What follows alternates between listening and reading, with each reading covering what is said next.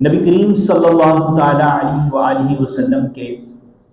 وہ اختیارات کہ جو آپ کو اللہ نے عطا فرمائے، اس پر ہمارے پچھلے جمعہ کو کچھ گفتگو ہوئی تھی۔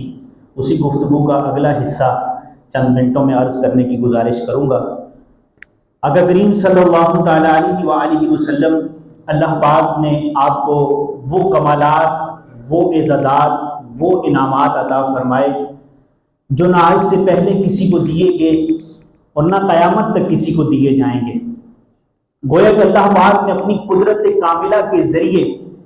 قدرت خاصہ کے ذریعے آپ صلی اللہ تعالی علیہ وآلہ وسلم کو ایک خاص اختیارات سے نوازا کہ جس اختیار کے پیش نظر آپ صاحب شریعت ہوئے، کہ نبی کریم صلی اللہ تعالی علیہ وآلہ وسلم کو جو اللہ نے اختیارات عطا فرمائے، وہ اختیارات چاہے دنیاوی معاملات سے تعلق رکھنے والے ہوں، چاہے اخروی معاملات سے تعلق رکھنے والے ہوں، الغرض ہر طرح کے اختیارات کو نبی کریم صلی اللہ تعالی علیہ وآلہ وسلم کو عطا فرمائیں گے۔ بے شمار احادیث مبارکہ نبی کریم صلی اللہ تعالی علیہ وآلہ وسلم کے اختیارات پر مبنی ہیں کہ جن احادیث کو پڑھنے کے بعد، جن احادیث کا مطالعہ کرنے کے بعد ہمیں حضور نبی کریم صلی اللہ تعالی علیہ وآلہ وسلم کے اختیارات کا پتہ چلتا ہے۔ اللہ والوں نے نبی کریم صلی اللہ تعالی علیہ وآلہ وسلم کے اوصاف کو اپنے الفاظ میں مختلف انداز کے ساتھ بیان فرمایا، اور حضور صلی اللہ تعالی علیہ وآلہ وسلم کی حمد و ثنا بھی بیان کی۔ نبی کریم صلی اللہ تعالی علیہ وآلہ وسلم کو جو اللہ نے اختیارات عطا فرمائے، ان اختیارات کی روشنی میں جو احادیث مبارکہ بخاری اور مسلم کے اندر ہیں، ہم ان چند روایات کو ذکر کرنے کی سعادت حاصل کرتے ہیں۔ ایک بڑی ہی پیاری حدیث مبارکہ، نبی کریم صلی اللہ تعالی علیہ وآلہ وسلم غزوہ تبوک سے واپسی تشریف لے کر جا رہے تھے۔ راستے میں ایک جگہ پر پڑاؤ کیا، جیسا کہ قافلہ جب چلتا ہے تو راستے میں رکتے بھی ہیں، نماز کا وقت بھی ہوتا ہے، دیگر معاملات بھی ہوتے ہیں۔ ایک ایسی جگہ پر پہنچے کہ جہاں پانی نہ تھا۔ حضور نبی کریم صلی اللہ تعالی علیہ وآلہ وسلم نے صحابہ کرام علیہم رضوان سے دریافت فرمایا کہ کسی کے پاس پانی ہے؟ حضرت ابو عبیدہ بن جراح رضی اللہ تعالیٰ عنہ نے عرض کیا، یا رسول اللہ، پانی کے ایک چھوٹا سا مشکیزہ ہے جس کے اندر پانی کے چند قطرات ہیں، پانی کے چند قطرات ہیں۔ راوی کہتے ہیں کہ میں نے حضور نبی کریم صلی اللہ تعالی علیہ وآلہ وسلم کی خدمت اقدس میں وہ پانی پیش کیا۔ آقا کریم صلی اللہ تعالی علیہ وآلہ وسلم نے اسی پانی سے وضو کیا اور پانی بچا رہا، پانی پھر بھی بچا رہا، اور ارشاد فرمایا کہ یہ پانی اپنے پاس رکھ لو، آگے کہیں کام آئے گا۔ آقا کریم صلی اللہ تعالی علیہ وآلہ وسلم کو اللہ پاک نے غیب کا علم بھی عطا فرمایا۔ نبی کریم صلی اللہ تعالی علیہ وآلہ وسلم کے اختیارات اور آپ کے معجزات کی اگر ہم بات کریں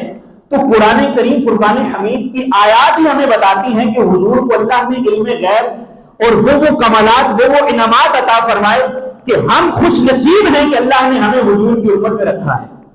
تو آقا کریم صلی اللہ تعالی علیہ وآلہ وسلم نے ارشاد فرمایا کہ اس پانی کو رکھ لو، آگے پانی یہ کام آئے گا۔ چند قدم آگے چلتے ہیں، قافلہ آگے جاتا ہے،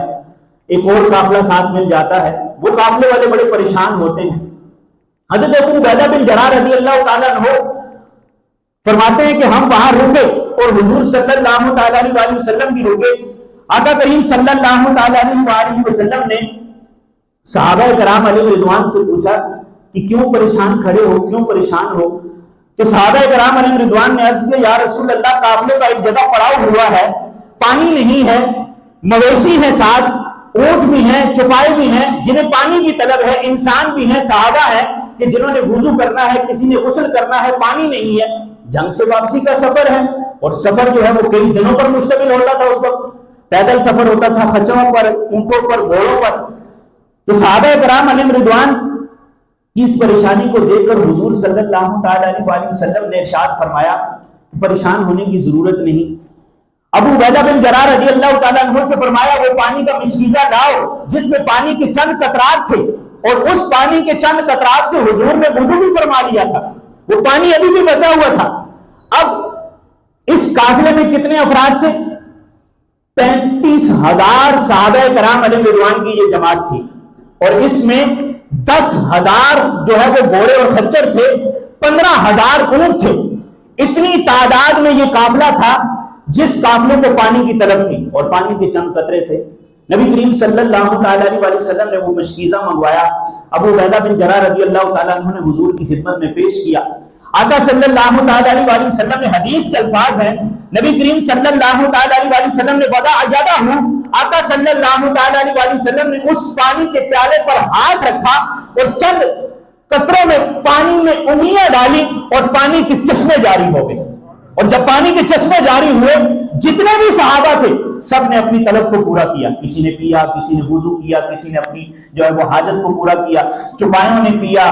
جو وہاں گھوڑے تھے انہوں نے پیا، جو اونٹ تھے 15,000 کی تعداد میں سب نے پانی پیا۔ اور آقا صلی اللہ تعالی علیہ وسلم کے مبارک انگلیوں سے جاری ہونے والے چشمے سے پانی اتنا جاری ہوا کہ سب کو کافی ہو گیا۔ اب یہ حضور نبی کریم صلی اللہ تعالی علیہ وسلم کے اختیارات ہیں، یہ آقا کریم صلی اللہ تعالی علیہ وسلم کے وہ خاص اختیار ہیں جو اللہ نے اپنی قدرت کاملہ سے آپ کو عطا فرمائے، جو اللہ پاک نے آپ کو قدرت کاملہ سے عطا فرمائے۔ ابو ہریرہ رضی اللہ تعالیٰ عنہ حضور کی خدمت میں ایک دفعہ جنگ کے سفر میں حاضر ہوتے ہیں، عرض کرتے ہیں یا رسول اللہ صلی اللہ تعالی علیہ وسلم کھانے کے لیے کچھ نہیں ہے، صحابہ کرام علیہ رضوان کی بڑی جماعت ہے جو ہمارے ساتھ ہے، کھانے کی طلب ہے۔ حضور نے فرمایا کسی کے پاس کچھ کھجوریں ہوں گی۔ اب ابو ہریرہ رضی اللہ تعالیٰ عنہ کہتے ہیں کہ میرے پاس کچھ کھجوریں تھی، میں نے حضور کی خدمت میں پیش کر دی، وہ میں نے اپنے لیے رکھی ہوئی تھی۔ کہتے ہیں کہ کھجوروں کی تعداد بھی مجھے معلوم تھی، 21 کھجوریں تھی میرے پاس، اور میں نے حضور کی خدمت میں وہ پیش کر دی۔ نبی کریم صلی اللہ تعالی علیہ وسلم نے ان کھجوروں کو اپنے مبارک ہاتھوں میں لیا اور صحابہ کرام علیہ رضوان کو کہا کہ لو اور کھاؤ، جتنا کھا سکتے ہو کھاؤ۔ ابو ہریرہ رضی اللہ تعالیٰ عنہ روایت کرتے ہیں، حدیث کو بخاری اور مسلم کے اندر ذکر کیا گیا، آپ فرماتے ہیں کہ حضور کے مبارک ہاتھوں سے سب صحابہ نے پیٹ بھر کر کھجوریں کھائیں، کھجوریں پھر بھی 21 باقی تھی، کھجوریں پھر بھی 21 باقی تھی۔ کہتے ہیں کہ حضور صلی اللہ تعالی علیہ وسلم نے مجھے فرمایا اے ابو ہریرہ کھجوروں کو اپنے پاس رکھ لو، اور جب تک تم اسے اپنے پاس رکھو گے، دیکھو گے نہیں، گنو گے نہیں، قیامت تک ختم نہیں ہوگی۔ ابو ہریرہ رضی اللہ تعالیٰ عنہ فرماتے ہیں کہ میں نے حضور صلی اللہ تعالی علیہ وسلم کی ساری ظاہری حیات میں وہ کھجوریں کھائیں، کھجوریں ختم نہ ہوئیں۔ پھر ابو بکر صدیق رضی اللہ تعالیٰ عنہ کا زمانہ مبارک آیا، 2 سال تک میں نے وہ کھجوریں کھائیں، ختم نہ ہوئی۔ پھر عمر فاروق کا زمانہ آیا، 12 سال تک میں وہ کھجوریں کھاتا بھی رہا، کھلاتا بھی رہا۔ اب یہ نہیں تھا صرف کھاتے رہے، فرماتے ہیں میں کھاتا بھی رہا، کھلاتا بھی رہا، صدقہ بھی کرتا رہا، پھر بھی وہ کھجوریں اتنی ہی باقی تھی۔ پھر عثمان غنی رضی اللہ تعالیٰ عنہ کا دور مبارک آیا، تو عثمان غنی رضی اللہ تعالیٰ عنہ کے مبارک دور میں وہ کھجوروں کا تھیلا میں کچھ عرصے تک تو کھاتا اور کھلاتا رہا، پھر مجھ سے وہ کھو گیا، گم گیا۔ کہتے ہیں کہ اگر وہ میرے پاس ہوتا اور میں چھوڑ کر جاتا تو قیامت تک یہ کھجوریں ختم ہونے والی نہیں تھی۔ یہ نبی کریم صلی اللہ تعالی علیہ وسلم کے پیارے اسلامی کے وہ خاص کمالات، وہ خاص اختیارات ہیں جو اللہ نے آپ کو عطا فرمائے ہیں۔ اللہ کے سوا جو بھی ہے وہ غیر اللہ ہے، اللہ کے سوا چاہے نبی ہے، چاہے ولی ہے، چاہے کچھ بھی ہے، وہ غیر اللہ ہے، لیکن اللہ اپنے سوا جس کو بھی دیتا ہے وہ اپنی عطا سے دیتا ہے، اور جو حضور کو دیا وہ کسی کو نہ دیا، اور حضور کو اتنا دیا کہ آپ صلی اللہ تعالی علیہ وسلم کے توسط سے ساری امت میں بٹ رہا ہے اور قیامت تک بڑھتا رہے گا، ختم نہیں ہوگا انشاءاللہ۔ آج بھی اگر ہم یہ عقیدہ اور یہ ایمان رکھ کے حضور سے طلب کرتے ہیں، حضور کی خدمت میں سوال کرتے ہیں کہ صحابہ کرام علیہ رضوان سے ہمیں حضور کی رسپیکٹ معلوم ہوتی ہے، صحابہ کرام نے جس انداز سے اپنی زندگی کو گزارا وہ ہمارے لیے مشعل راہ ہے۔ صحابہ کو پانی کی طلب ہوتی حضور کی خدمت میں جاتے، کھانے کی طلب ہوتی حضور کی خدمت میں جاتے، بارش کی طلب ہوتی حضور کی خدمت میں جاتے، دودھ کی ضرورت ہوتی حضور کی خدمت میں جاتے، اور غرض اپنی بیٹی کے جہیز کے لیے سامان بھی چاہیے ہوتا تو حضور کی خدمت میں جاتے۔ ان کا یہ عقیدہ تھا کہ حضور عطا فرمانے والے ہیں اور رب کی عطا سے عطا فرمانے والے ہیں، اور آج ہم ایمان والوں کا، اہل سنت کا یہی عقیدہ ہے کہ حضور جو بھی عطا فرماتے ہیں وہ اللہ کی عطا سے عطا فرماتے ہیں۔ تو آج بھی اگر ہم وہ عقیدہ رکھ کے صحابہ کرام علیہ رضوان نے جو عقیدہ اپنایا تھا اس عقیدے کو آج بھی اگر ہم رکھ کے حضور کی خدمت میں کچھ سوال کرتے ہیں، حضور کی خدمت سے کچھ مانگتے ہیں، تو یقین جانیے خالی ہاتھ نہیں لوٹیں گے۔ صرف دل کے اندر ایمان کی مضبوطی ہونا ضروری ہے، دل کے اندر خلش نہیں ہونی چاہیے، دل کے اندر حضور کو اپنے جیسا گمان کرنے کا خیال نہیں ہونا چاہیے، دل میں حضور کی محبت اتنی ہونی چاہیے جیسی محبت ابو ایوب انصاری رضی اللہ تعالیٰ عنہ کی تھی۔ آپ نے وہ واقعہ ابو ایوب انصاری کا نہ سنا کہ حضور کے ظاہری وصال کے بعد آپ رضی اللہ تعالیٰ عنہ حضور کے دربار میں حاضر ہو گئے، اور حضور کے دربار میں حاضر ہو کر آپ نے حضور کے جو زانو، آپ نے حضور کی قبر منور پر اپنا سر مبارک جھکا دیا اور عرض کرنے لگے یا رسول اللہ، آپ ظاہری حیات میں تھے تو سب عطا فرماتے تھے، آج بھی میرا یہ عقیدہ ہے کہ آپ ظاہری حیات سے متصف اگرچہ نہیں ہیں لیکن میرے سامنے ہے، آج بھی آپ کی عطا سے سب کچھ ملے گا۔ یہ ابو ایوب انصاری رضی اللہ تعالیٰ عنہ نے ہمیں عقیدہ نہ دیا، صحابہ کرام علیہم رضوان نے ہمیں عقیدہ نہ دیا، آج یہ ہم نے اپنی طرف سے عقیدے نہیں بنائے، آج یہ ہم نے اپنی طرف سے من گڑت باتیں نہیں نکالی، یہ 1400 سال پہلے بھی صحابہ کا جو عقیدہ ہوا کرتا تھا آج اسی عقیدے کو اپنانے کی ہم کوشش کرتے ہیں، اور اس عقیدے پر اللہ ہمیں زندگی اور موت نصیب فرمائے۔ ایمان کی حفاظت بہت ضروری ہے زندگی میں۔ مسلمان عام بندہ کوئی بھی ہو وہ اپنے مال کی حفاظت کرتا ہے، اسے